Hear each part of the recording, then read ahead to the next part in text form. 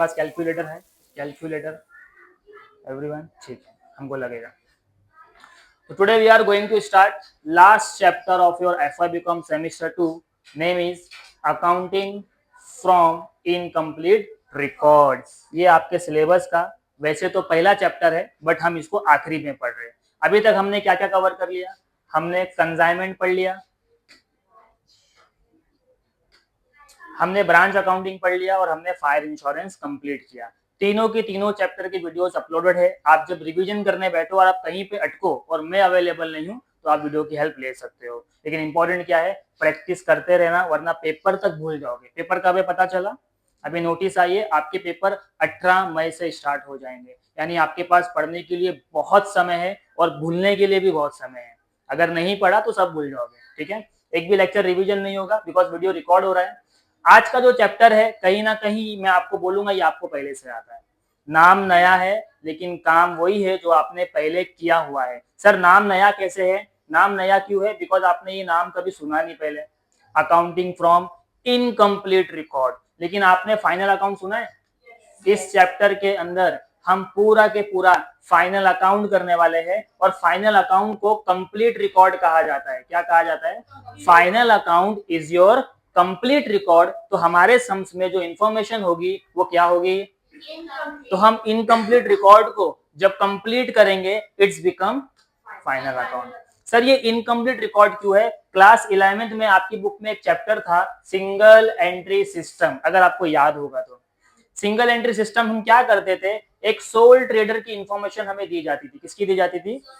हमने 12th में जो फाइनल अकाउंट सीखा था, इट्स अबाउट पार्टनरशिप फर्म। क्या सीखा था? और अभी जो हम बात कर रहे हैं वो किसकी बात कर रहे हैं? सोल ट्रेडर ना कभी भी अपने पास कंप्लीट रिकॉर्ड रखता ही नहीं था। वो अपने हर ट्रांजेक्शन को एक डायरी में रिकॉर्ड करता था। अगर आप किसी ग्रोसरी की दुकान पर चले जाओ, किसी सामान की दुकान पर चले जाओ, तो आप उससे अगर उधार लोगे ना, तो वो आपके नाम का कॉलम बना देता है। एक कॉलम बन गया जीनत के नाम का, एक कॉलम बन गया सानिया के नाम का। अब सानिया जो कुछ भी सामान खरीदती है वो सानिया के नीचे लिखते जा रहा है कि सानिया ने आज 100 रुपए का माल खरीदी, अगले दिन 50 रुपए का माल खरीदी। लेकिन महीने के एंड में जब सानिया इससे हिसाब मांगती है तो बोलता है मैडम आपका 3,000 रुपया महीने का हो गया। कितने का हो गया? अब 3,000 के बदले ये पूछती है ठीक है 3,000 रुपए मैं आपको देती हूँ, मुझे ये तो बताओ 3,000 में कितना अंडा है, कितनी बार पाव है, कितनी बार दही है। वो बोलेगा मैडम हम लोग ये सब नहीं लिखते, आपका नाम है, आपने 100 रुपए का सामान खरीदा, अब 100 रुपए में शक्कर भी हो सकती है, चाय पत्ती भी हो सकती है। हम लोग इसके बारे में रिकॉर्ड, यानी पैसा आने की और देने की एंट्री है, लेकिन सामान की एंट्री। अगर आपके पास गुड्स की एंट्री नहीं है, मतलब आपने कौन से ट्रांजैक्शन को रिकॉर्ड किया क्लास 11 में? Single entry system. और सिंगल एंट्री सिस्टम को एक्यूरेट रिकॉर्ड नहीं माना जाता है, रॉन्ग रिकॉर्ड माना जाता है, बिकॉज वो सिंगल एडजस्टमेंट पे चल रहा है। और final account is about double effect. समझ में आ गया? अकाउंट्स के अंदर सिंगल एंट्री का कोई मतलब नहीं है, सबकी डबल एंट्री होनी चाहिए। तो आज हम उसी चैप्टर को फिर से रिपीट करेंगे, लेकिन उसको सिंगल एंट्री से किसमें कन्वर्ट करेंगे? डबल एंट्री में, which is become final account. और चैप्टर का नाम क्या समझा? Accounting from incomplete record. Accounting from मतलब सिंगल एंट्री से आप किसमें डालना है उसको। क्या आपको चैप्टर का इंट्रो समझा? अब जब बात फाइनल अकाउंट की आती है तो बच्चा बच्चा फॉर्मेट को जानता है। क्या फॉर्मेट है देख लो। सबसे पहले बनेगा ट्रेडिंग अकाउंट, और ट्रेडिंग अकाउंट बहुत हाई फाई सिर्फ बड़े पेज पे नहीं बनेगा, एक पेज पे आपका ट्रेडिंग भी बनता है और उसी पेज पे आपका क्या बनेगा? Profit and loss account. उसके बाद क्या बनती है? Balance sheet. दिमाग में रख के चलना है, it is not partnership final account, it is sole trading final account. यहाँ पे पार्टनर्स नहीं है तो पार्टनर्स का अकाउंट नहीं बनेगा। बात समझ में आ गई? ठीक है सर, ये फॉर्मेट आपको याद ही होगा कि सर हम लोग डेबिट में ट्रेडिंग के क्या लिखते हैं? Opening stock. यहाँ पे क्या लिखते हैं? Closing stock. सर यहाँ पे क्या लिखते हैं? परचेज। परचेज में से क्या माइनस होता है? रिटर्न। यहाँ पे क्या लिखते हैं? सेल्स में से क्या माइनस होता है? बस आपको अब से परचेज के नीचे दो हेडिंग डालना है हमेशा, एक होता है कैश परचेज, एक होता है तो कैश मतलब कैश में लिया तो कैश परचेज, और उधार है मतलब क्रेडिटर की बात चल रही है। किसकी बात चल रही है? हम किससे माल खरीदते हैं? क्रेडिटर से खरीदते हैं, तो क्रेडिट परचेज किससे मिलेगा? क्रेडिटर से मिलेगा। उसके बाद क्या आया? सेल्स। सेल्स अगर कैश में है तो कोई टेंशन लेने वाली बात नहीं है, लेकिन अगर क्रेडिट में है, किसमें है? तो क्रेडिट सेल मतलब डेटर होता है, तो मुझे क्रेडिट सेल फाइंड करने के लिए डेटर अकाउंट लगेगा। क्या लगेगा? पूरे ब्रांच अकाउंट में, पूरे फायर इंश्योरेंस में और उसके अलावा क्या पढ़ा हमने, कंसाइनमेंट में हमने कहीं ना कहीं डेटर अकाउंट बनाया है। बात समझ में आई? तो आपको ये बनाने की हैबिट है। उसके बाद जब मैं प्रॉफिट एंड लॉस की बात करूंगा तो डेबिट साइड पे एक फॉर्मूला आपने 11th क्लास से सीखा है। वो फॉर्मूला किसका है? बैड डेब्ट्स का, that is to bad debts add new bad debts add new RDD less old RDD. Sir ये पीएनएल का फॉर्मेट समझ में आया? बैलेंस शीट में आ जाओ। बैलेंस शीट में सिर्फ कैपिटल अकाउंट याद रखना, बिकॉज पार्टनर्स नहीं है, एक ही सिंगल ओनर है। तो कैपिटल में क्या ऐड कर देना? Net profit. जो यहाँ पे डेबिट साइड में बैलेंस आता है पीएनएल के, उसे क्या कहते हैं? Net profit. नेट प्रॉफिट यहाँ पे ऐड होगा। अगर सर लॉस है तो लेस होगा। इंटरेस्ट ऑन कैपिटल ऐड होता है, ड्राइंग माइनस होगा कैपिटल में से, और अगर इंटरेस्ट ऑन ड्राइंग है वो भी क्या होगा? माइनस होगा। तो आपको यहाँ पे कैपिटल की वैल्यू मिलेगी। बात समझ में आ गई? यानी हमको क्या क्या बनाना है? Trading account, profit and loss account, balance sheet, और क्या बनाना है? इस चैप्टर की खास बात यही है, आपको बनाना है 4 एक्स्ट्रा अकाउंट। क्या बनाना है? जिसमें पहला क्या है? डेटर, दूसरा क्या है? क्रेडिटर, तीसरा क्या है? चौथा क्या है? और एक पांचवा अकाउंट भी बनेगा, name is cash bank account. Cash bank account, क्योंकि मैंने अभी जस्ट जो एग्जांपल दिया, जो चाचा है हमारे दुकानदार, वो कैश बुक में एंट्री कर रहे हैं ना, 100 रुपया लेना है, 30 लेना है, 40 लेना है, तो किससे कितना लेना है और किसको कितना देना है, वो सब कहाँ पे रिकॉर्ड होता है? आज जो मैं सम्स कराऊंगा उसमें कैश बुक गिवन है, तो बनाने की जरूरत नहीं है। जब कैश बुक बनाना होगा तो इसके बाद पांचवी बुक कौन सी बनेगी? कैश बैंक, और पेपर में वो आता है। बात समझा? तो पहले ये 4 अकाउंट सीखो। अच्छा, 4 अकाउंट को सीखने के समय एक चीज छोटी सी दिमाग में बिठाओ, डेटर असेट होता है, ये लायबिलिटी है। बिल रिसीवेबल असेट्स होता है, बिल्स पेबल। तो हम लोग जब कोई भी चीज पोस्टिंग होगी तो डेटर का ओपनिंग बैलेंस डेबिट में, डेटर का ओपनिंग बैलेंस और क्लोजिंग बैलेंस, लेकिन लायबिलिटी का ओपनिंग बैलेंस और क्लोजिंग बैलेंस। समझ में आया? अपोजिट टू असेट्स होता है। जैसे कि बिल रिसीवेबल असेट है तो इसका बैलेंस ब्रॉट डाउन डेबिट में, बैलेंस कैरी डाउन, और बिल्स पेबल का ओपनिंग और क्लोजिंग। इतना फर्क याद रख सकते हैं? ओके, कैश बैंक आज नहीं बनाएंगे, एक सिंपल सा सम्स लेंगे जहां पे हम ये 4 अकाउंट पे ज्यादा फोकस करेंगे। ठीक है, क्वेश्चन स्टार्ट करें। आपके सामने ये पूरा के पूरा फाइनल अकाउंट का क्वेश्चन है टिल एंड तक। क्या दिया हुआ है देखते हैं। You are given a balance sheet of Z as on 1st January 2017। ये हमारी यूनिवर्सिटी की बुक है, तो इसमें कंपनी का नाम Z है। अगर आप मनन प्रकाशन से पढ़ोगे तो यहाँ पे क्या लिखा हुआ है? X लिखा हुआ है। बाकी क्वेश्चन से a summary of cash transaction for 2017, a list of remaining transaction for that year। आपको एक बैलेंस शीट दी हुई, क्या दी हुई दिख रहा है? सब पहचान पा रहे? ये पूरी की पूरी बैलेंस शीट है। इसमें पोस्टिंग करना बड़ा आसान है, आप सबको पता है, हम भी तो बैलेंस शीट बना रहे हैं ना। तो ये जो बैलेंस शीट दी गई ये ओपनिंग बैलेंस शीट है। कौन सी बैलेंस शीट है? और हम जो बनाएंगे वो कौन सी होगी? लेकिन दोनों में जाएगा तो असेट्स, जाएगा तो लायबिलिटी। तो आपको क्या करना है? इस पूरे असेट्स को उठा के कहाँ पे लिख देना है? क्लोजिंग बैलेंस शीट में। कहाँ पे लिख देना है? अभी तक हम क्या करते थे? इसके आगे असेट लिखते थे, फिर ए लिखते थे, फिर ऐसा मार्क करते थे ना। अभी मार्क करने की जरूरत नहीं है, टाइम बचाओ। हम पूरे के पूरे असेट्स को उठा के कहाँ लिखेंगे? क्लोजिंग बैलेंस शीट में, सिर्फ उन चीजों को छोड़ के। किसको छोड़ के पता है? डेटर, क्योंकि डेटर का तो अकाउंट बना हुआ है। बिल रिसीवेबल, उसका तो अकाउंट बना हुआ है। तो जिनका अकाउंट बनाया जा रहा है उनका अकाउंट में जाएगा, अदरवाइज बाकी सब कहाँ जाएगा? असेट्स में। बात समझ में आया? उसके बाद आप देख पा रहे हो यहाँ पे कैश दिया हुआ है। क्या दिया हुआ है? कितना है कैश? तो मैंने आपको बोला आज के सम्स में कैश बुक हमको गिवन है, दिख रहा है? यहाँ पे रिसिप्ट दिया हुआ है, यहाँ पे पेमेंट। कैश बुक में होता क्या है? कितना आने वाला है और कितना पे करना है, ये कैश बुक है, ये दिया हुआ है। तो कहीं ना कहीं ये जो कैश बुक का बैलेंस है आपको यहाँ पे दिख रहा होगा, दिख रहा है? तो ये हमेशा इग्नोर हो जाएगा। क्या हो जाएगा?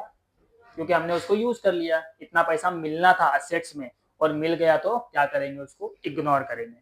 अब रिसीव साइड पे आपको बहुत सारी चीजें दिख रही है, डेटर से इतना पैसा आने वाला है, बिल रिसीवेबल से इतना आने वाला है, कैश सेल्स इतना है, तो इन सब की पोस्टिंग होगी। क्या होगी? तो सबसे पहले आपको याद रखना है, बैलेंस शीट को उठा के कहाँ पे लिख दो? क्लोजिंग बैलेंस शीट में। और हमेशा सारे के सारा आइटम कहाँ पे लिखा जाएगा? इनर कॉलम में। कहाँ लिखा जाएगा? समझ में आई बात? इतना इजी है। उसके बाद मुझे जो चीज दिया हुआ उसकी पोस्टिंग करेंगे। Amount receive from debtor, bill receivable, cash sales, payment किया किसको? क्रेडिटर को, cash purchase, bills payable, loan paid, salary, rent, interest, general charge, drawing and balance on 31 December 2008। तो ये कैरिड डाउन है। क्या है ये? तो जो भी बैलेंस होता है वो कैश बैलेंस होता है, और कैश बैलेंस हमेशा कहा जाता है असेट्स में जाता है। उसके बाद नीचे क्या दिया हुआ है? बहुत सारे एडजस्टमेंट है, वन बाय वन सॉल्व करेंगे। स्टार्ट करें? स्टार्ट से स्टार्ट करते हैं। चलो, सबसे पहले बैलेंस शीट दी हुई है। पूरी बैलेंस शीट को हम लोग कहाँ पुट करेंगे? हमारी बैलेंस शीट में। सबसे पहले क्या दिया हुआ है? डेटर 40,000 का है, उसमें से प्रोविजन माइनस हो गया 750, तो डेटर कितना हो गया? 39,250। अभी डेटर को लिखना है, तो सर ये डेटर कौन सा है? ओपनिंग डेटर हुआ। अगर ये ओपनिंग बैलेंस शीट है तो ये डेटर भी कौन सा हुआ? मतलब कहीं ना कहीं ये बैलेंस ड्रॉप डाउन है, तो ये असेट्स के अकाउंट में जाएगा। डेटर अकाउंट हम लोग बना रहे हैं, डेटर अकाउंट यहाँ पर आएंगे टू बैलेंस ब्रॉट डाउन। कितना है? 39,250। डेटर को असेट्स में नहीं डालेंगे, उसके खुद के अकाउंट में डालेंगे। उसके बाद नेक्स्ट क्या दिया हुआ है बच्चों? बिल रिसीवेबल कितना है? 10,000। इसका भी अपना अकाउंट है, ये भी अपने अकाउंट में जाएगा। बिल रिसीवेबल किधर है? ये रहा। टू बैलेंस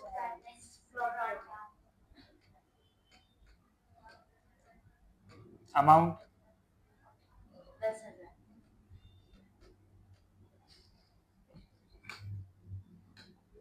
नेक्स्ट क्या दिया हुआ है? स्टॉक दिया हुआ है। कितना है? 45,000। तो ये बैलेंस शीट में जाएगा, बैलेंस शीट में जाएगा, बैलेंस शीट में जाएगा। रॉन्ग सर, ओपनिंग स्टॉक हुआ ना। अगर ओपनिंग बैलेंस शीट में स्टॉक है तो वो कौन सा स्टॉक हुआ? आपकी बत्ती जलना चाहिए सर, ये असेट्स में नहीं जाएगा, ये ओपनिंग स्टॉक है तो ट्रेडिंग में जाए। कितना है? क्या आपको ये बात समझ में आई? ओके। उसके बाद क्या दिया हुआ है? प्लांट, प्लांट की वैल्यू कितनी है? 30,000। प्लांट असेट्स है। ओके, असेट्स में जाके लिखेंगे प्लांट, और हमेशा इनर कॉलम में लिखना। कितना है? 30,000। नेक्स्ट बिल्डिंग दिया हुआ है। कितना है बिल्डिंग? 55,000। असेट्स है।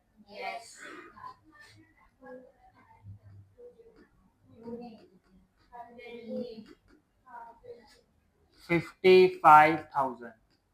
नेक्स्ट कैश कट हो चुका है, ये कैश और रिसिप्ट पे आया हुआ कैश कट हो जाएगा। अब बची लाइबिलिटी। लाइबिलिटी में पहले क्या दिया हुआ है? लोन 12,000 रुपए का।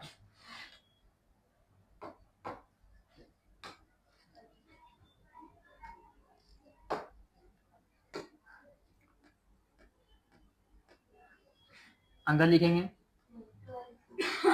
नेक्स्ट लोन के बाद है क्रेडिटर, इसका हमने अलग से अकाउंट बनाया हुआ है, 27,000 रुपया क्रेडिटर, ये रहा। अब ये लाइबिलिटी है, लाइबिलिटी का ओपनिंग कहाँ लिखा जाता है? क्रेडिट में। By balance brought down, how much? 27,000। Very good. Next क्या दिया हुआ है? Bills payable. बिल्स पेबल का अमाउंट कितना है? 1,500 रुपया।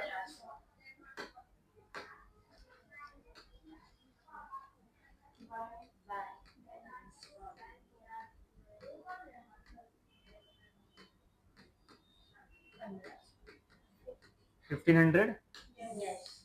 नेक्स्ट पार्ट क्या दिया हुआ है? कैपिटल 1,40,000। कैपिटल को भी अंदर लिखा जाएगा।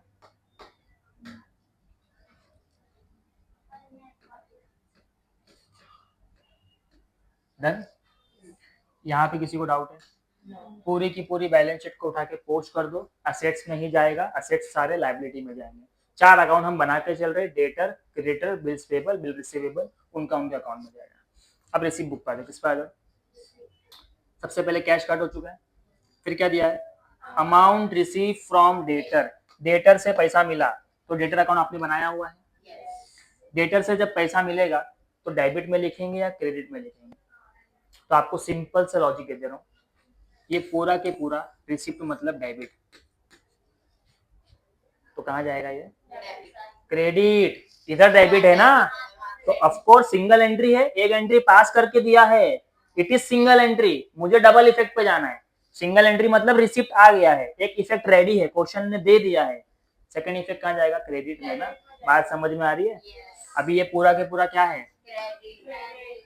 यानी ये रेडी है मेरे लिए, सिंगल एंट्री, मुझे डबल करना है, तो इसका सेकंड इफेक्ट डेबिट में जाएगा, चाहे कहीं पे भी जाए। इजी है? ठीक है, shortcut. Okay, amount receive from debtor कितना है? 1,72,000। यहाँ डेबिट है, वहां क्या होगा? क्रेडिट होगा। पहला क्वेश्चन है, बहुत स्लो जा रहा हूँ, ध्यान देना। तो डेटर अकाउंट ये है, इसके क्रेडिट में लिखेंगे अमाउंट रिसीव हुआ,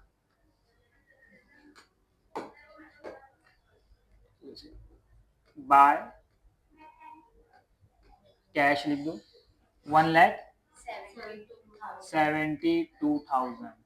कोई डाउट है? अगर मैं कैश बुक बना रहा होता तो जो रिसिप्ट वाली एंट्री है ना, वो भी मुझे लिखनी पड़ती डेबिट। समझ में आया? अभी मुझे कैश बुक बना के दिया है, यानी पहला इफेक्ट मेरे पास है, मैं सिर्फ कौन सा इफेक्ट दे रहा हूँ? Second effect, that is cash account. चलो नेक्स्ट, फिर क्वेश्चन ने दिया है बिल्स रिसीवेबल 35,000, पैसा आया, किसके नाम से आया? अलग से बना रहा हूँ, यहाँ डेबिट है, तो वहां क्या होगा? तो बिल रिसीवेबल क्रेडिट में जाओ, ये रहा, बाय कैश लिखेंगे, कितना? डन। नेक्स्ट, फिर क्या है? Cash sales. तो कैश सेल्स का कोई अकाउंट नहीं बनाया हमने, तो सेल्स कहाँ लिखा जाता है? सेल्स ट्रेडिंग में लिखा जाएगा।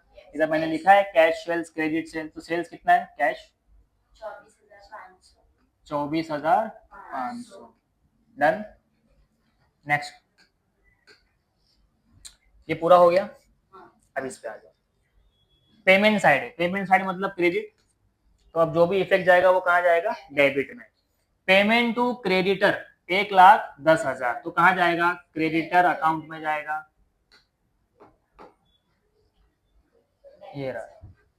टू, पेमेंट किया मतलब कैश पेड, कितना? 1,10,000 का पेमेंट हो गया। डन यहाँ तक। उसके बाद कैश परचेज, तो कैश का तो कोई अकाउंट नहीं है, तो परचेज कहाँ जाएगा? Trading account. कितना है कैश परचेज? 25,000, तो कैश के सामने लिखो 25,000। Done. Next, bills payable. Bills payable कितना है? 45,000, तो पेमेंट साइड पे दिया हुआ है, कहाँ जाएगा? डेबिट में जाएगा। टू, पेमेंट साइड मतलब कैश, कितना? 45,000। डन। लोन पेड, तो देखो यहाँ पे एक लोन था, कितने का था? 12,000 का, आपने उसको पे कर दिया ना, तो पे करेंगे तो लोन में से माइनस होगा। लोन अभी है किधर? बैलेंस शीट में, तो यहाँ से उसको पे कर दो, लेस कैश। कितना पेड किया? 12,000। तो पूरा के पूरा लोन क्या हो गया? समझा? इसलिए मैंने इनर कॉलम में लिखाया था, ताकि जिस पे भी एडजस्टमेंट आएगा तो उसको सॉल्व कर सको। ओके, उसके बाद क्या है? सैलरी कितना है? 9,000। तो सैलरी सबको पता है कहाँ जाता है? प्रॉफिट एंड लॉस अकाउंट में, डेबिट साइड में जाएगा, यहाँ जाएंगे to salary.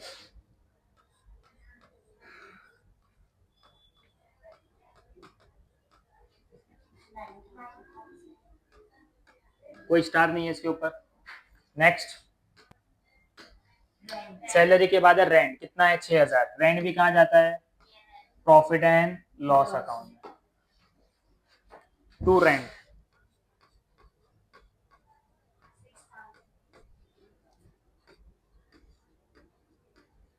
6,000। Next,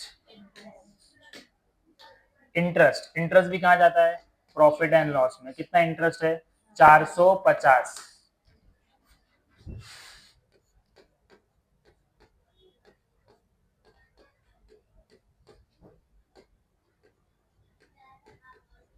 done. Interest के बाद क्या दिया हुआ है? इंटरेस्ट के बाद दिया जनरल चार्ज। जनरल चार्ज भी कहाँ जाता है? प्रॉफिट एंड लॉस में। कितना है? 750।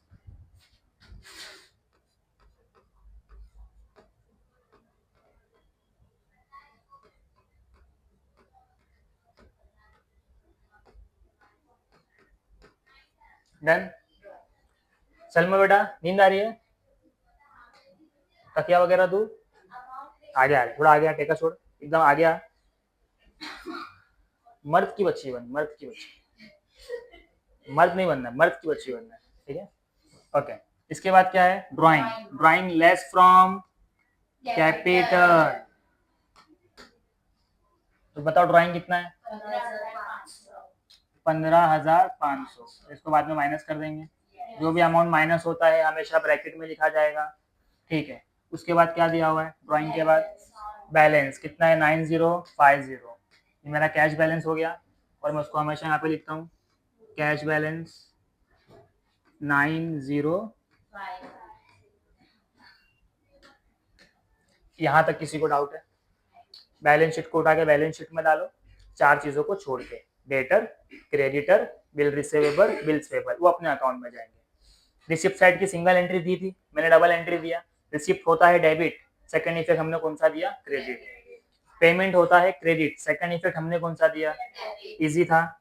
यहाँ पे जो डेटर से रिलेटेड पॉइंट है, क्रेडिटर से रिलेटेड जो पॉइंट है उनके अकाउंट में चले गए और बाकी सब कहाँ चले गए? ट्रेडिंग में या फिर प्रॉफिट एंड लॉस अकाउंट में। अब यहाँ पे एडजस्टमेंट आ गया। पहला एडजस्टमेंट क्या दिया हुआ है? टोटल परचेज 2,15,000 रुपए का। टोटल परचेज 2,15,000 रुपए का। ये परचेज कहाँ जाता है? ट्रेडिंग अकाउंट में। तो आपको क्वेश्चन ये बोल रहा है आपका टोटल परचेज कितना है? 2,15,000। तो मैं जाऊंगा ट्रेडिंग में और मेरा दिमाग इतना काम करता है कि टोटल हमेशा बाहर आता है। टोटल हमेशा, तो मैं यहाँ पे लिखूंगा 2,15,000। क्या आपको मेरी बात समझ आ रही है? ये टोटल है ना, टोटल इधर से इधर जाता है। तो अब मुझे डिफरेंस निकालना है कि अगर मैं इसका डिफरेंस निकालूं तो मुझे ऑटोमेटिकली क्या मिल जाएगा? Credit purchase. जरा निकालो।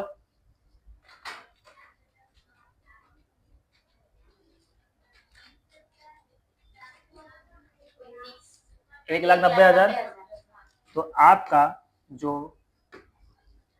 क्रेडिट परचेज है वो कितना है? क्या यहाँ पे किसी को डाउट है? एडजस्टमेंट है ना? एक इफेक्ट दिया आपने, सेकंड इफेक्ट, एक इफेक्ट तो चला गया ट्रेडिंग में, सेकंड इफेक्ट कहाँ जाएगा? सर अगर क्रेडिट परचेज है, कौन सा परचेज है? तो उधार में आप किससे खरीदते हो? क्रेडिटर से। किससे खरीदते हो? तो क्रेडिट परचेज का सेकंड इफेक्ट कहाँ जाएगा बच्चों? क्रेडिटर अकाउंट में। कहाँ जाएगा? ये आपका सेंस चलना चाहिए एकदम सिंपल तरीके से, ठीक है? तो आपने परचेज को रिकॉर्ड किया पहले तो मुझे टोटल परचेज से मतलब नहीं है, मुझे इतने परचेज से मतलब है जो मैंने उधार में खरीदा। उधार में कितना खरीदा? यहाँ पे डेबिट है तो क्रेडिट अकाउंट में क्या होगा? क्रेडिट में। Very good. तो यहाँ पे लिखेंगे वेर इज क्रेडिटर अकाउंट, ये रहा। तो बाय क्रेडिट परचेज कितना खरीदा? तो सेकंड इफेक्ट समझ में आया? चलो ठीक है, धीरे धीरे आएगा आगे। नेक्स्ट दिया हुआ है टोटल सेल्स दिया है, कितना है? 2,35,000। तो टोटल सेल मतलब सेल्स के आउटडोर कॉलम में लिखना है। तो टोटल सेल्स में जाओ, टोटल सेल कितना है मेरा? 2,35,000। तो मेरा उधार कितना होगा मुझे बताना। 10,000 का फर्क आ रहा है। 2,10,500। हाँ, क्रेडिट परचेज कितना है? अच्छा ये 24,500 है। ओके, कितना है?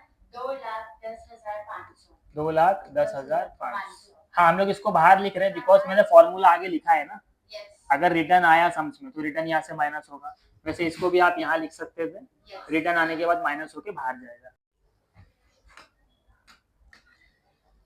ठीक है, फिर से सेल से स्टार्ट करेंगे, वीडियो स्टॉप हो गया था। टोटल सेल्स कितना है? 2,35,000 का। सेल्स की एंट्री कहाँ जाती है हमेशा? ट्रेडिंग अकाउंट के क्रेडिट साइड में। टोटल सेल लिखना है। तो टोटल सेल देखो मैंने यहाँ पे लिख लिया 2,35,000। कैश और क्रेडिट मिला के कितना होना चाहिए? 2,35,000। अब 2,35,000 में से मुझे कैश पता है कितना है, तो आपने डिफरेंस निकाला। तो 2,35,000 में से 24,500 जब माइनस होगा तो जो बचेगा वो क्या है? Credit sale. क्या है वो? और क्रेडिट सेल का सेकंड इफेक्ट कहाँ जाएगा? डेटर अकाउंट में। कहाँ जाएगा? तो ये इफेक्ट क्रेडिट में है तो डेटर कहाँ जाएगा? डेबिट में। तो हम डेटर अकाउंट में जाएंगे और डेबिट में यहाँ पे लिखेंगे टू क्रेडिट सेल 2,10,500। बात समझ में आ रही है? ठीक है। इसके बाद मुझे नेक्स्ट एडजस्टमेंट क्या दिया हुआ है? Discount allow to customer. Customer मेरा हमेशा कौन है? डेटर। जब मैं डेटर को डिस्काउंट दूंगा तो पहला इफेक्ट क्या होगा? डेटर के क्रेडिट में, डेटर के, और डिस्काउंट का सेकंड इफेक्ट कहाँ जाता है? प्रॉफिट एंड लॉस अकाउंट के डेबिट में। डिस्काउंट कितना है? 1,250 रुपया जाएंगे डेटर अकाउंट में। डेटर अकाउंट यही है। बाय डिस्काउंट अलाउ 1,250 रुपया बराबर है। सेकंड इफेक्ट कहाँ जाएगा? पीएनएल में जाएगा। तो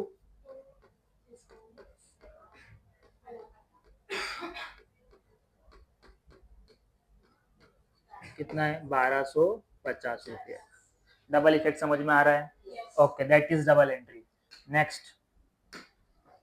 उसके बाद दिया है डिस्काउंट अलाउ बाय क्रेडिटर। अब मुझे मेरे सप्लायर ने, मेरे क्रेडिटर ने डिस्काउंट दिया, तो जब ये डिस्काउंट देगा तो ये जाएगा क्रेडिटर अकाउंट में। मैंने आपको जस्ट बताया डेटर जब कम होता है तो कहाँ लिखते हैं? और जब मेरा क्रेडिटर कम होगा तो कहाँ लिखेंगे? डेबिट में। असेट्स और liability having opposite effect. Second effect, supplier ने अगर मुझे डिस्काउंट दिया तो फायदा हुआ है नुकसान? फायदा हो गया, तो ये मेरे कहाँ जाएगा? प्रॉफिट एंड लॉस अकाउंट के क्रेडिट साइड। दोनों में फर्क समझा? पक्की बात है? ठीक है। पहला इफेक्ट जाएगा क्रेडिटर अकाउंट के डेबिट में। तो टू, अब डिस्काउंट अलाउ नहीं लिखेंगे, डिस्काउंट रिसीव लिखा जाएगा। बराबर है। अमाउंट कितना है मुझे बताओ? 1,850। डिस्काउंट मिलते ही कहाँ जाएंगे? प्रॉफिट एंड लॉस अकाउंट में। और यहाँ लिखेंगे बाय डिस्काउंट रिसीव। तो कहीं ना कहीं आपके दिमाग में फाइनल अकाउंट की छवि आ रही है। 1,850 रुपया यहाँ लिखा जाएगा। ओके, नेक्स्ट पॉइंट क्या है? Bill receivable receive during the year. Very important adjustment from this chapter. बच्चे यहाँ कंफ्यूज हो जाते हैं, मैं आपको इजीली इफेक्ट बता देता हूँ। Bill receivable receive during the year. Bill receivable receive during the year. हमने दो अकाउंट बनाया है असेट्स के नाम पे। एक अकाउंट बनाया है डेटर का और एक अकाउंट बनाया है बिल रिसीवेबल का। बराबर है। यहाँ पे बात किसकी चल रही है बच्चों? मुझे रिसीव हो रहा है। क्या हो रहा है? कितना रिसीव हो रहा है? 60,000। मुझे जब जब बिल रिसीवेबल मिल रहा है, क्या मिल रहा है? मतलब मेरा बिल रिसीवेबल क्या हो रहा है? बढ़ रहा है। बढ़ रहा है। तो जब असेट्स बढ़ता है तो कहाँ लिखा जाता है? डेबिट में। पहला इफेक्ट रेडी हो गया कि सर जब जब बिल रिसीवेबल रिसीव होगा मैं उसको कहाँ पे लिखूंगा? बिल रिसीवेबल अकाउंट के डेबिट में। कहाँ लिखूंगा? सेकंड इफेक्ट बड़ा इंटरेस्टिंग है, अगर आपके समझ में आ गया तो। सेकंड इफेक्ट कहाँ जाएगा पता है? सेकंड इफेक्ट जाएगा डेटर अकाउंट में बाय बिल रिसीवेबल 60,000 रुपया। अब आपकी बत्ती यहां जलना चाहिए, सर बिल रिसीवेबल का सेकंड इफेक्ट डेटर में क्यों जा रहा है? पहला इफेक्ट तो समझ में आया कि सर बिल रिसीवेबल रिसीव हो रहा है, यानी मेरा बीआर बढ़ रहा है, और बढ़ेगा तो हमेशा कहाँ लिखेंगे? डेबिट में। चलो पहला इफेक्ट यहाँ पे लिख लेते हैं कि सर बिल रिसीवेबल रिसीव हो गया, तो मैं लिखूंगा यहाँ पे 2, और सेकंड इफेक्ट कहाँ जाने वाला है? डेटर में। तो यहाँ पे लिखा जाएगा टू डेटर अकाउंट। कितना है? 60,000 रुपया। अब डेटर का नाम आया है तो सेकंड इफेक्ट डेटर में जाएगा। ये डेबिट में है तो दूसरा कहाँ जाएगा?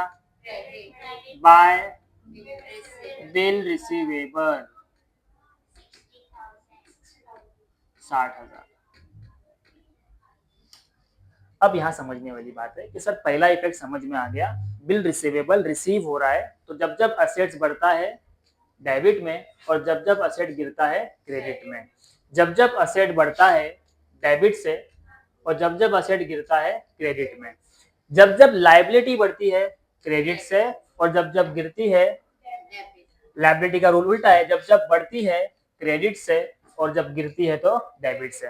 अब मैं बात कर रहा हूँ बिल रिसीवेबल की। किसकी बात कर रहा हूँ? मुझे पूरे साल में 60,000 रुपए का बिल रिसीवेबल रिसीव हुआ। क्या हुआ? तो मेरा बिल रिसीवेबल बढ़ गया। अब ये बिल बनता कैसे, ध्यान देना। एक कस्टमर है मिस्टर एक्स करके, कौन है? मेरे कस्टमर है, हम सबके कस्टमर है, हम बिजनेसमैन है। ये हमसे माल लेके जाते हैं, हमेशा उधार में लेते। किस में लेते? तो मैं इनको बोलता हूँ डेटर। क्या बोलता हूँ? बराबर। तो ये डेटर है फिलहाल मेरा। हम सबके अपने अपने बिजनेस है। एक बार मिस्टर एक्स क्या करते हैं, अपने किसी फ्रेंड को लेकर आते हैं, मिस्टर वाई को। किसको लेकर आते हैं? और कहते हैं सर इनको भी उधार में माल देना जैसे आप मुझे देते हो। अब डेटर को जब मैं दे रहा हूँ उधार में, मुझे ना एक्स पे भरोसा है कि मुझे पैसा देगा, कभी डुबाएगा नहीं, राइट? तो मैंने इसको कौन सी कैटेगरी में रखा? हमेशा डेटर की कैटेगरी में रखा। इससे कभी कोई गारंटी नहीं लिया, कभी बिल नहीं बनाया इसके ऊपर। लेकिन वाई को देखते ही मैंने बोला भाई मुझे तेरे पे तो भरोसा है, लेकिन वाई पे मेरे को भरोसा, मेरे लिए अननोन पर्सन है, नया आदमी है, मैं कैसे इसको पहले दिन उधार दे दूं? मैं तो इसको जानता भी नहीं हूँ, भले ही तू गारंटी दे दे। मैं काम करूंगा, मैं इसको एज अ डेटर नहीं रखूंगा, मैं इसको मैं इसके ऊपर एक बिल बनाऊंगा। क्या बनाऊंगा? वो बिल मेरे लिए क्या है? Bill receivable. क्या है वो? तो कहीं ना कहीं ये जो कस्टमर है ये डेटर की कैटेगरी से निकल के कौन सी कैटेगरी में आ गया? अगर इसके ऊपर ये बिल नहीं होता तो ये क्या रहता? बात समझा? मतलब डेटर ही मेरा क्या है? Bill receivable. डेटर ही मेरा क्या है? तो अगर ये बिल रिसीवेबल बन चुका है तो कहीं ना कहीं डेटर कम हो गया ना। बात समझ में आया? अगर ये डेटर होता तो मेरे लिए प्लस की साइन, बट ये डेटर नहीं है, मेरे लिए क्या है? Bill receivable. तो ये बिल रिसीवेबल बढ़ गया और ऑटोमेटिकली डेटर कम हो गया। बात समझ में आई? पक्की बात है? फिर से समझना है। सानिया, जीनत, समझा? पेपर में यही पॉइंट है जो आपको याद रख के जाना है, और सीए सीएस लेवल के बच्चे इस पॉइंट पे कंफ्यूज हो जाते हैं क्योंकि सेकंड इफेक्ट समझ में नहीं आता है, रट्टा मारने वाली चीज नहीं है। तो याद रखना है जब जब बी आर मिलेगा डेटर गिरेगा, बी आर मिलेगा डेटर गिरेगा। याद रहेगी ये बात आपको? चलो ठीक है, आगे बढ़ते हैं। इसके बाद वाला एडजस्टमेंट आप लोग मुझे बताएंगे दिमाग लगा के पूरी तरह से। Bills payable granted during the year. अभी जो एडजस्टमेंट मैंने बिल रिसीवेबल पे किया है, अब बिल्स पेएबल पे आ गया। किस पे आ गया? हमको बिल्स पेएबल ग्रांट किया गया, यानी अपने माल खरीदा होगा उधार में क्रेडिटर से, तो उसने हमको बिल दिया। क्या दिया? बिल दिया। कितने का बिल दिया? 50,000 रुपए का। बिल्स पेएबल पे इफेक्ट आया है, ध्यान देना। मैं जब किसी भी सप्लायर से उधार में माल खरीदता हूं तो वो मुझे बोलता है, मैं उसको बोलता हूँ मेरा क्रेडिटर है। कौन है? जब तक भरोसा है ना, जब तक भरोसा है तब तक कौन है? और जिस दिन भरोसा टूटा तो वो क्रेडिटर कैटेगरी से निकल के क्या बन जाता है? बिल्स पेएबल बन जाता है। तो कहीं ना कहीं बिल्स पेएबल बढ़ेगा और क्रेडिटर गिरेगा। अब ये दोनों लायबिलिटी है, क्या है ये? तो बिल्स पेएबल बढ़ता किधर से बच्चों? क्रेडिट साइड से, और ये गिरेगा कहां से? डेबिट साइड से। बात समझ में आ गई? पक्की बात है? तो बिल्स पेएबल में जाओ, कहां जाओ? जहां से बढ़ रहा है। कहां से बढ़ता है बिल्स पेएबल? क्रेडिट से। तो यहां लिखा जाएगा बाय क्रेडिटर। कितने का? 50,000। और सेकंड इफेक्ट कहां जाएगा? इसके डेबिट में तो कितना? 50,000। ये दोनों पॉइंट समझे? इस पूरे चैप्टर में ये दो पॉइंट ही इंटरेस्टिंग है, बाकी सब सेम लगेगा। ठीक है, आगे बढ़ू। नेक्स्ट पॉइंट क्या दिया हुआ है? स्टॉक 31 दिसंबर 2017। दिसंबर मतलब क्लोजिंग, तो क्लोजिंग स्टॉक का दो इफेक्ट हर बच्चे को पता है। Trading account, credit side, balance sheet, asset side. कितना है? 90,000। क्लोजिंग स्टॉक यहाँ पे मैंने हेडिंग लिखा है, सिर्फ अमाउंट लिख रहा हूँ। 90,000।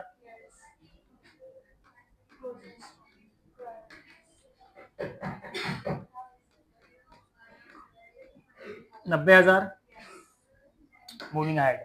नेक्स्ट पॉइंट क्या दिया हुआ है? Owing for outstanding liability. नाम में लिखा हुआ है आउटस्टैंडिंग लाइबिलिटी। आउटस्टैंडिंग लाइबिलिटी कितनी है बच्चों? 1500। अब है लाइबिलिटी तो लाइबिलिटी में जाएगा, सिंपल चीज है। और सेकंड इफेक्ट लाइबिलिटी मतलब profit and loss account debit side, क्योंकि लाइबिलिटी को पे करना होता है, एक्सपेंस एंड लॉसेस। कितना है? 1500 रुपया। आउटस्टैंडिंग लाइबिलिटी, लाइबिलिटी में लिख दो कितना है, और सेकंड इफेक्ट कहां जाएगा? टू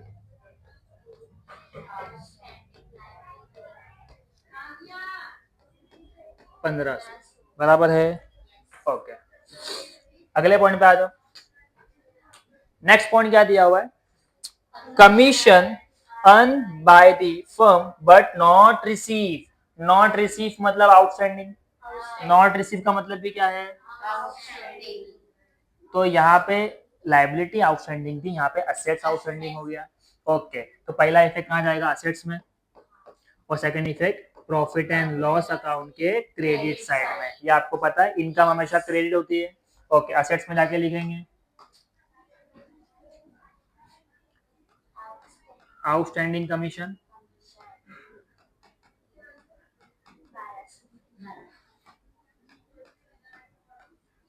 सेकेंड इफेक्ट पीएनएल में जाएगा बाय आउटस्टैंडिंग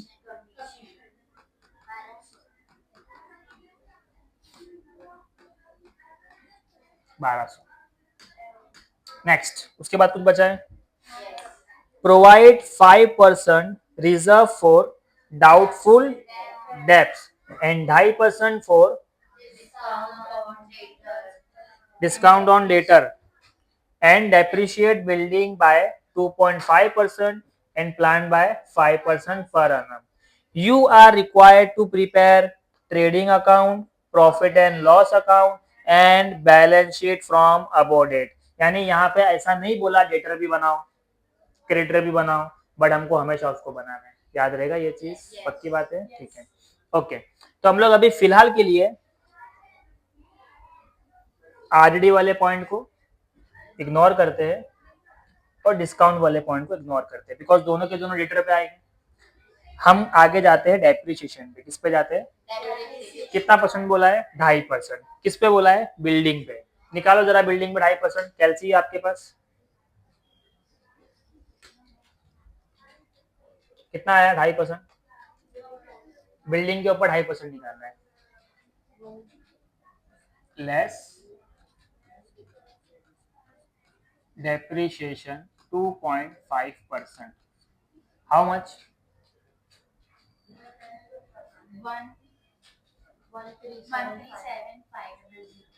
137,500। इतना थोड़ी आएगा, कुछ भी।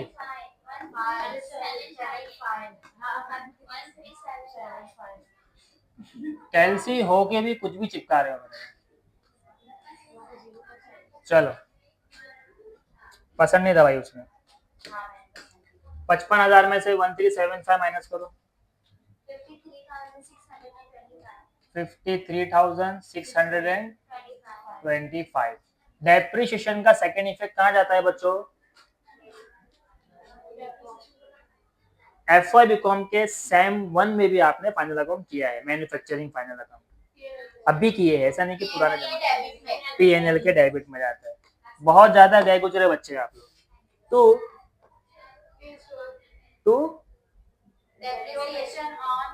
डेप्रिसिएशन ऑन बिल्डिंग कितना है? बोलो ना रे, 13। बात समझ में आ रही है? ठीक है, क्या होगा बेटा? चल रहा है ना? उसी बैटरी लो होने दे, तुम लोग चार्जर हो लेंगे, ठीक है। इसके बाद सेकंड एडजस्टमेंट किस पे था? 2.5% एंड 5% पर एनम। एक मिनट, ये हो गया। And plan bye 5% per annum. Plan के ऊपर 5% निकाल के बताओ कितना आ रहा है? तो लेस डेप्रिसिएशन 5%, 1500 माइनस करके बाहर ले लो।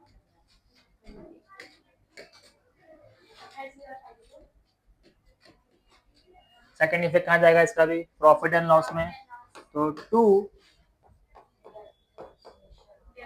Depreciation on 1500। बात समझ में आई? क्या मेरा पूरा पोस्टिंग हो गया? अब मैंने सिर्फ एडजस्टमेंट के अंदर 2 पॉइंट को मिस किया था।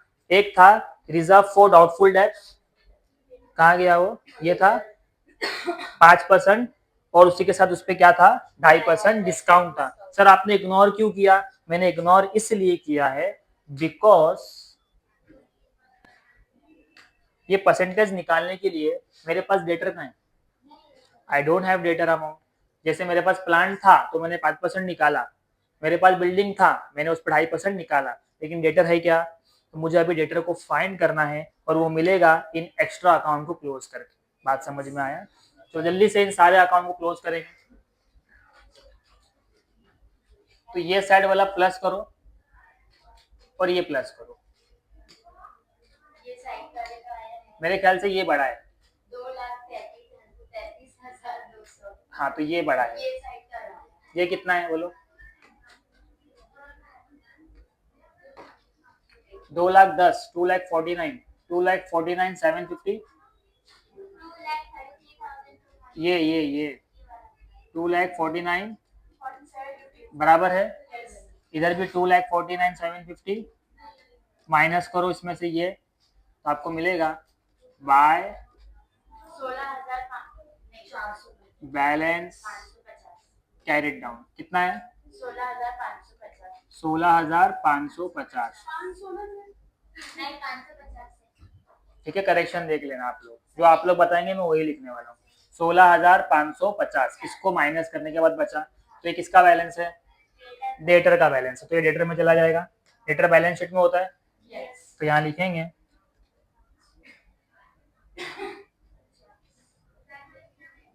डेटर 16,550। नेक्स्ट अकाउंट कौन सा है बच्चों? नेक्स्ट अकाउंट है क्रेडिटर। प्लस करो इसको, तो इसका टोटल बड़ा रहेगा। देखो 1,90,000 और 27,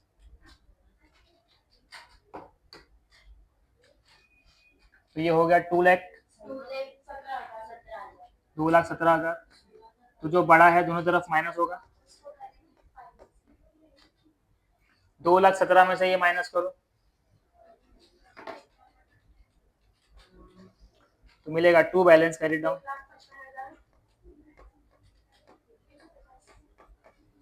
1,55,150 आया सबका? सबका आना चाहिए। सब लोग कर रहे हैं ना कैलसी में। अगर मैं एक के भरोसे चलूंगा तो पूरा मेरा आंसर रॉन्ग हो जाएगा। आप लोग दूसरे के भरोसे मत रहो। एवरीवन चेक ना कितना आ रहा है क्या सर, फिर बाद में बोलेंगे सर गलत कर दिए। तुम लोग ही बताएंगे मेरे को। 2,17,000 में से ये 3 अमाउंट माइनस करके बताओ कितना आ रहा है। 55 ये बराबर है ना, तो ये 1 नहीं आएगा ना। तो वही तो मैं बोल रहा हूँ आपको, सबको चेक करना है, एक के भरोसे मत रहो। पूरा के पूरा आंसर रॉन्ग हो जाएगा, अलग वीडियो बनेगी लेंदी। 55,150।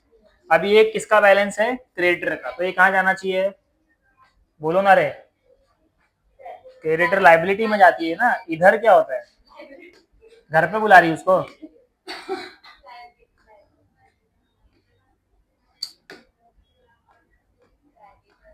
क्रेडिटर्स कितना है? 55,150। डन। इसके बाद बिल्स पेबल को क्लोज करो। तो यहाँ 70 है और यहाँ 35 है, तो 70 बड़ा है।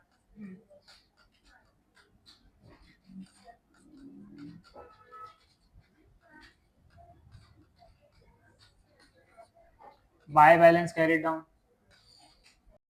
बिल्स पेबल का बैलेंस आ गया था, सॉरी बिल रिसीवेबल का। बिल्स पेबल कितना है? 50,000 और ये कितना है? 51,500। तो ये छोटा है, सॉल्व करो इसको। 51,500 दोनों तरफ लिखेंगे, माइनस 45 6,500। तो 2 balance carry down. Bills payable कहाँ जाना चाहिए आपके हिसाब से? लाइबिलिटी में जाना चाहिए। तो यहाँ जाएंगे बिल्स पेबल 6500 और बिल रिसीवेबल का बैलेंस हमने असेट्स में लिख दिया है, ठीक है।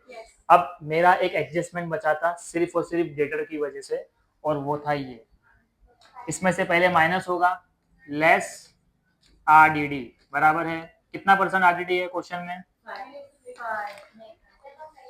आरडीडी है लास्ट में दिया हुआ है 5%। 5 मिनट रुक जा बेटा, रुकने बोलो, 5 मिनट, कितना बच्चा 5% है ना। चलो डेटर का अमाउंट आपने बोला करेक्शन है सर, डेटर के अमाउंट को करेक्ट कर लो, ये 16,550 नहीं है, कितना है ये 16,500।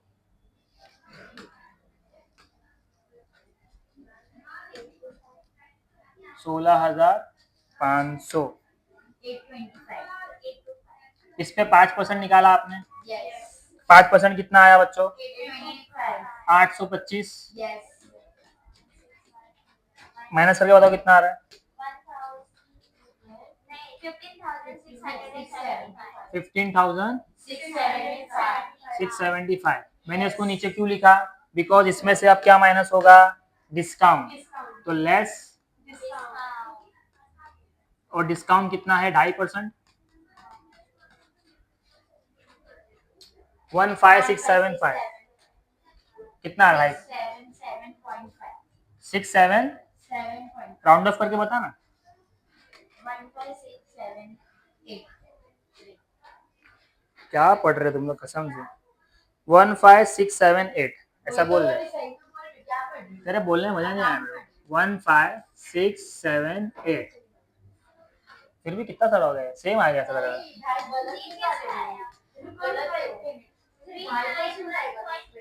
तुम लोग रहने दो, 15,675 इंटू 2.5%, 391, कैलसी होके भी क्या करे लड़की देखो, 391 लिखना 92,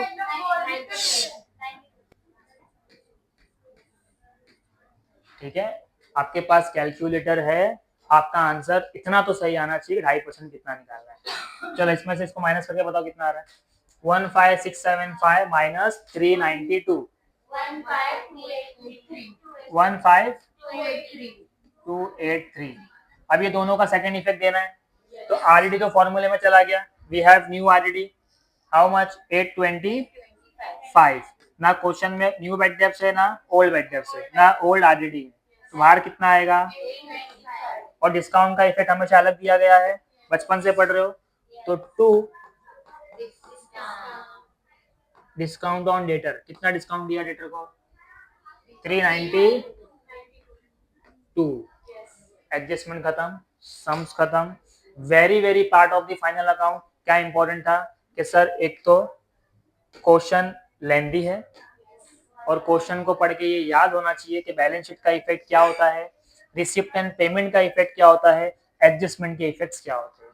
ये प्रैक्टिस से ही आएगा, जब मैं कराऊंगा तो इजी लगेगा, लेकिन आपने प्रैक्टिस नहीं किया तो डिफिकल्ट हो जाएगा, ठीक है। अब इसको टैली करेंगे, हमेशा की तरह फटाफट टैली करो, पहले करो ट्रेडिंग अकाउंट को, पहले देख लो यहाँ 2,35,000 है, वहां 90 है, तो ये बड़ा है, 2,35,000 में 90 ऐड करो, 2,35,000 में 90 ऐड करो, कितना आ रहा है 3,25,000। इसमें से पूरा के पूरा ये माइनस करो,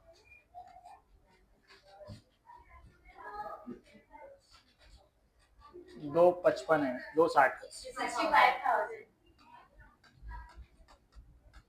65,000 आपको आया, इसे क्या कहते हैं to gross profit, carried down, और ये कहाँ जाएगा बाय ग्रॉस प्रॉफिट, कितना है 65,000, इसको प्लस करो 68,005, इधर भी सेम चीज लिखेंगे, थोड़ा नीचे लिख रहा हूँ,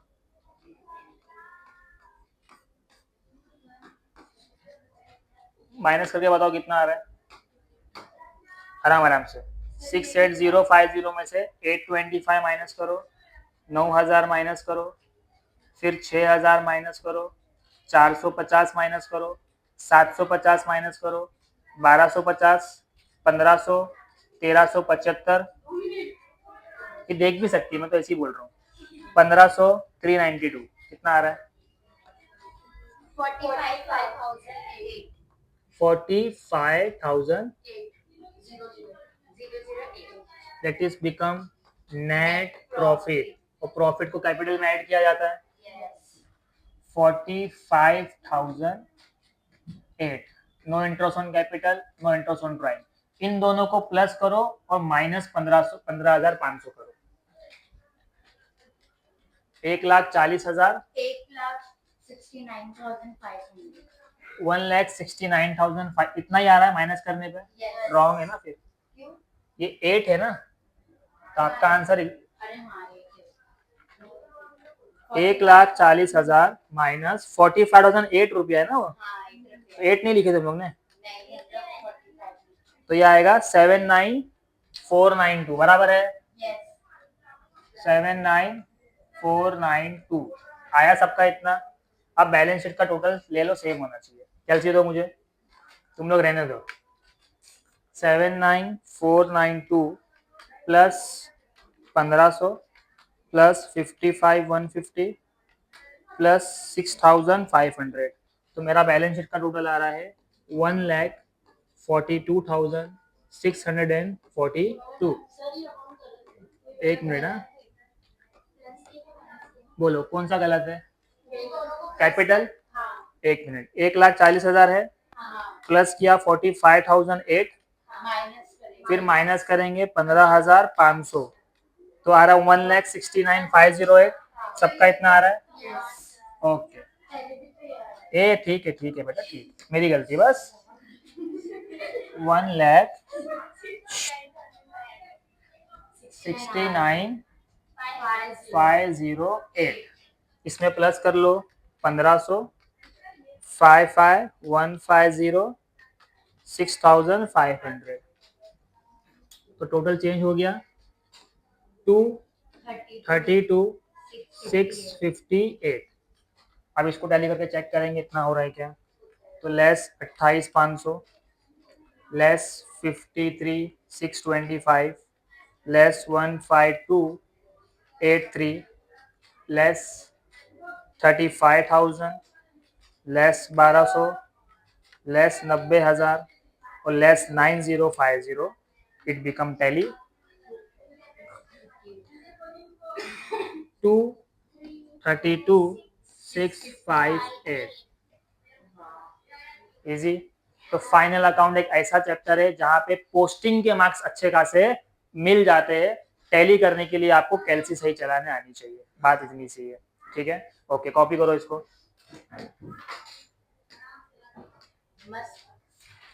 आज के लिए एक ही क्वेश्चन लिया हूं, नेक्स्ट लेक्चर में कोशिश करेंगे 2 क्वेश्चन करने की। टाइम पे आना तो मेरा लेक्चर टाइम पे स्टार्ट हो जाएगा।